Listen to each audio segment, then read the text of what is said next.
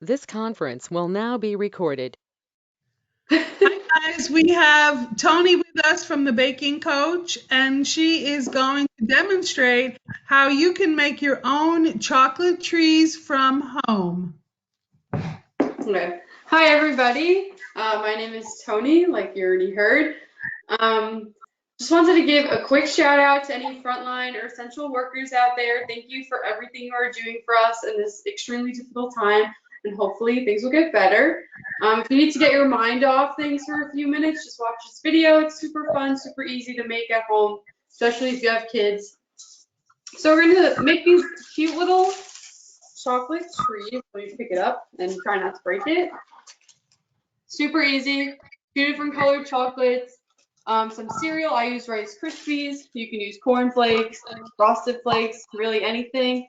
And then I use some Fruit Loops to make it look like little apples. So all you need is a regular piece of printer paper, and I printed out an outline of a tree. You put that down first. And then I have a piece of parchment paper. I cut it a little smaller just so it'll fit so we don't have a lot of excess. You just place that right over. And what I like to do is I just take tape and I tape the parchment to the paper. I just go one side and I fold it over. It just makes it easier when you're piping that the parchment doesn't move. So we're gonna do that. So now we have that prepped. I just like to use my hands to flatten it. So the first thing we're going to start with is the trunk of the tree. We use, this is milk chocolate flavors. These are candy wafers or like candy melts, if you see them in like a Joann's or a Michael's. They're a little different than like a regular chocolate chip. Regular chocolate like that has to be tempered and has cocoa butter in it. Instead of cocoa butter, these have natural oils in it. It's usually like palm kernel oil, which makes it super easy to melt, and it'll harden up a lot quicker. With regular chocolate, like I said, it has to be tempered. That's when you bring it up to a certain temperature, and then you bring that temperature down by using pieces of already tempered chocolate. That's like when you get a candy bar and you hear that perfect snap. That's what tempered is. It's glossy and very nice. These make it a lot easier so you don't have to do that. So in my little measuring cup, I just took about a large handful and dumped it in. You don't need that much. And I already zapped it in the microwave for 30 seconds. I'm just gonna stir it up. And then we're gonna put it in for another 30 seconds. When it comes to melting any type of chocolate, you need to start in about 30-second increments and make sure you're mixing it. After that first 30 seconds, it might not look too melted, but you just need to distribute that heat just to make sure it melts evenly, or else you can end up burning some of it. Also with chocolate, you don't want to overheat it. That is one of the biggest enemies of chocolate is excess heat. You are going to make it seize and it's not going to work. It's not going to be fluid and you're not going to be happy. So after this next 30 seconds, we're just going to mix it up again and it looks a lot nicer. But we still have some chunks. So after the first two 30-second increments, bring it down to about a 10-second increment just to make sure you don't burn that chocolate. We're just going to wait 10 seconds this time and then we should be good to go.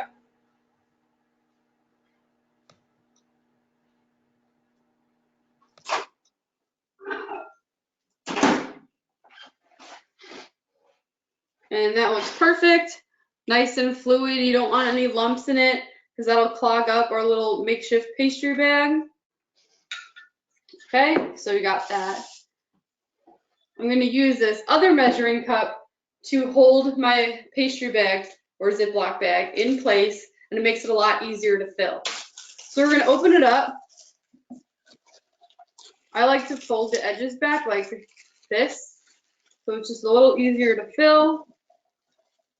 And now you don't have to hold the bag and try to get the rest of it in with one hand. Now you can use both hands and it makes it a lot easier. So then we're just gonna push all of our chocolate into the bag. There we go. Okay. Now we're going to lift up our bag. This is why it's nice to use Ziploc bags and not an actual pastry bag, especially with kids. Now you can close the zipper, get all the air out, so now the chocolate's not going to come out of the back of the bag. When you're holding any sort of pastry bag, you want to twist it right where that ingredient ends, and that's where you're going to hold it. So then we're going to cut the tip of the bag. You do not need to cut a big section of it off. We need just a little hole just so we can get an outline and fill it in. Start really small if you're nervous, because you can always cut more off. You can't take it away, and then you'll get frustrated, and then you probably have to get a new bag. So we're just going to cut a very tiny hole. Perfect. And now we have our template again. So when it comes to piping out the trunk, you want to pipe out the complete outline of just the trunk. We're going to go all the way down, across, back up, and across. And then we're going to fill it in. If you just start trying to like color the whole thing without an outline, it can go everywhere. If you're a little nervous about piping on this for the first time, and you're just nervous that it's going to go everywhere, you can put a regular cookie tray in the freezer like a couple hours before you want to do this, and then you take it out and you place this whole setup right on the frozen tray, and when you start to pipe, it'll the chocolate will harden a little faster than just this, so it won't run as much. So when we're getting ready to pipe, I like to have the little bowl we melted the chocolate in right next to me, just in case any start dripping out like that. So we're going to get really close. Like I said, we're going to go all the way down. You don't need to move too fast. Then we go across, back up, and across. So once you make your outline, then you can just have fun and fill it all in. If there's just like the tiniest section that's not completely filled in, don't worry. We're going to go back with our spatula. You can go back with a spatula, a fork, a spoon, whatever you got.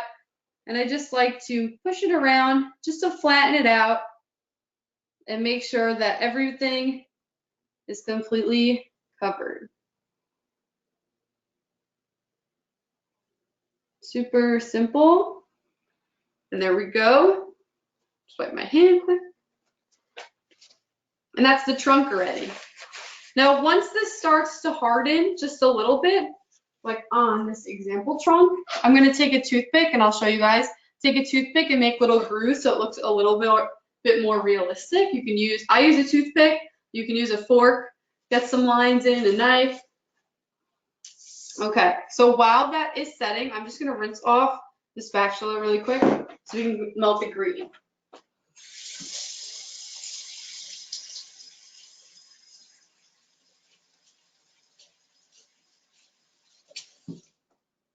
Another main enemy of chocolate, along with the excess heat, is water. Water will make the chocolate seize up, it'll harden, you won't be able to use it, and you'll have to throw it out and start again. So if you're like me and rinsing off a utensil, make sure it is completely dry, or else it might seize, and that's no fun. So for the green, we have those same chocolate wafers or the candy melts. When it comes to colored chocolate, it is a whole other ball game than just regular milk, white, dark. These are already colored, which is nice, but if you're at home, you say you only have white chocolate at home, but you want to make it green. You can only use a certain type of food coloring. A lot of food colorings are water-based. But what I just said, with the water being chocolate's enemy, that's not going to work, and it'll make the chocolate seize up. You need an oil-based food coloring. You can find that for like $5 at Joann's or Michael's, or wherever craft store you go to. Just make sure, I think the smartest move is just getting the primary colors, because then you can make whatever color you want from there and you save some money, which is always good. Or you can go to Joann's or Michael's, and then they have the candy melts in just about any color you could possibly want. So for the green, I'm gonna melt about a cup of these guys, and that should get you 1.5 trees. If you want to make more than one.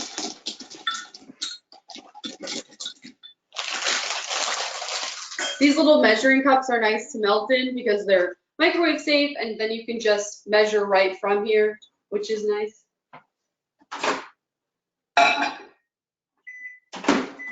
So like the other chocolate, we're going to start with 30-second increments, making sure that you mix. So if you want to get a closer look at this chocolate right here, you can see that the edges are looking a little more matte and the middle is still glossy.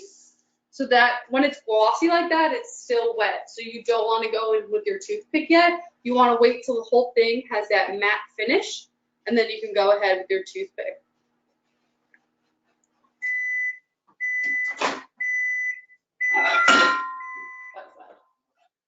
So just make sure you mix it. I know it's not going to look like mixing is doing anything, but you want to distribute that heat.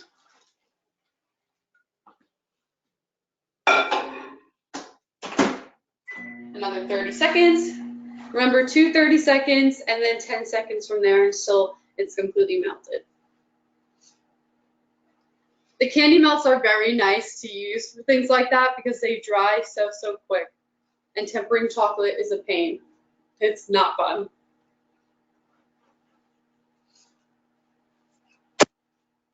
Almost there.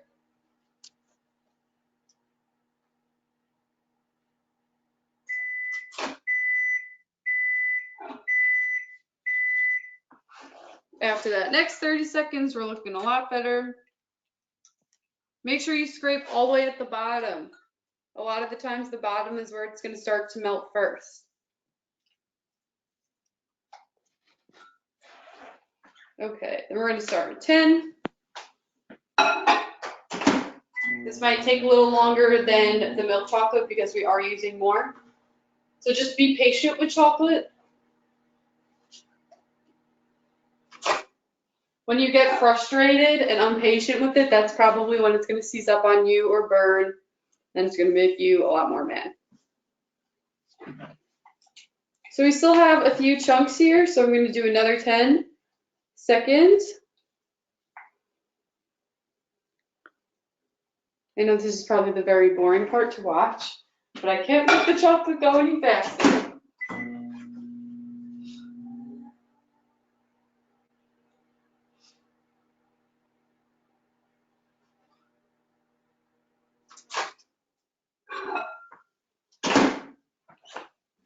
And if you still have a few little chunks in the green, that's okay because you're mixing all that cereal in with it anyway. So it's going to look a little chunky, so it's not the end of the world. Okay, this is looking perfect right here. I'm not seeing any lumps. So I'm going to go ahead and add some cereal. I start with half a cup. Like I said, I'm using Rice Krispies. And then after that half a cup, if I'm mixing and it still looks a little too fluid, I'll go ahead and just add some more until I think it looks right. It's not really a science with this, it's whatever you want. And like I said earlier, you can use any cereal you really have, Cheerios, Frosted Flakes, whatever you got.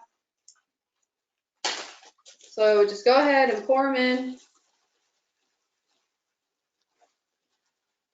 Mix it up, make sure you get bottom.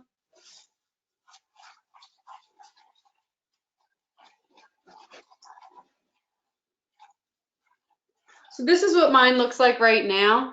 I think it could use a few more Rice Krispies just to make it look more like leaves and look a little more realistic. Okay, that should be perfect. I also love these little spatulas. I have so many spatulas. Okay, this looks perfect. So that's what yours should look like, but if you want to add more, you can go ahead. So now all we're going to do our bark is looking pretty matte, and I just touched it and nothing comes off. So before we get to the green, it can sit for a second. We're just going to take a toothpick, and I just like to run it up and down.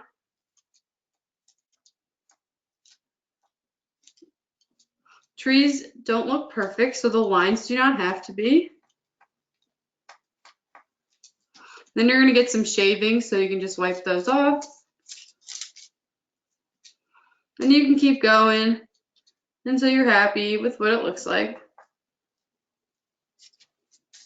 Perfect. I'm just going to leave the shavings on the parchment so it's easy to clean up and I don't get it all over the counter. So now back to the leaves.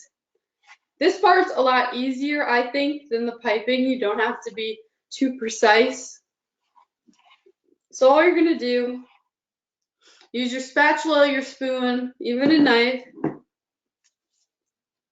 I just start to put blobs of it on, and then I use the spatula to gently spread it out to the edges.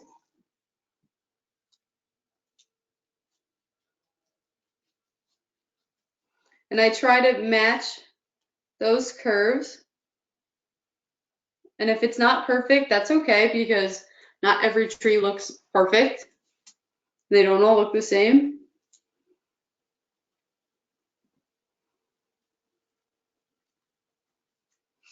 This is probably the longest part.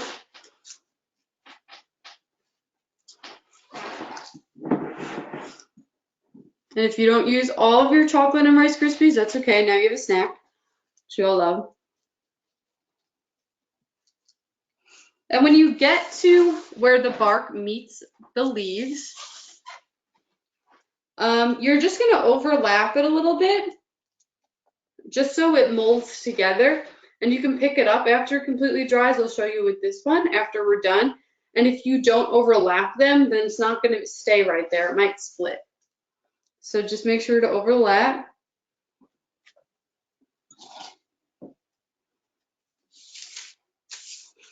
Move the parchment around, whatever's easier for you.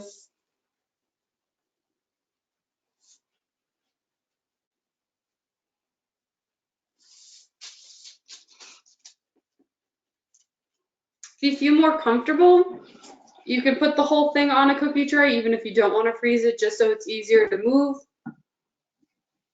Completely up to you, whatever you are most comfortable with.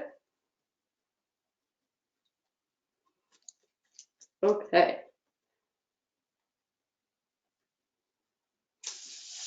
There we go. Now it's looking like a tree. So, like I said on my example, we can pick it up a little bit. Be very careful. So it's very important when you overlap it, so you can pick it up if you want to. And to finish my tree off, I picked all the red Fruit Loops out to make them look like apples. And I just push them on while it's still wet. That's important, so they stick. Again, you can use any candies, any cereals. You can use the orange Fruit Loops and make that an orange tree. It's completely up to you. Put as many on as you want.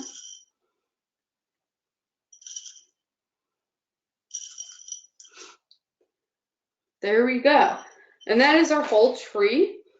I would wait like probably around 15 minutes for it to be completely dry if you want to pick it up and take a picture with it or anything. And after all of this, you can eat it if you want. Like, it's all edible, it's all chocolate, or you can give it to somebody, really whatever you want to do. But that's it for today. Short and it's easy. So we have these two little guys. You can make a bunch of them and make a whole little scene. So thank you, anybody that's going to watch this in the future. I'm with the Baking Coach, like I said, and if there are any questions, you can always find us on Facebook or ask the librarian for our number. So I hope everybody stays safe out there. Thank you, essential workers and frontline workers, for everything you guys are doing. Stay safe, everyone. Thanks, Tony, for that great demonstration. You made me want to go have some chocolate right now. And I hope everyone enjoys this demonstration and you get a chance to make it when times are better, or maybe your home mom.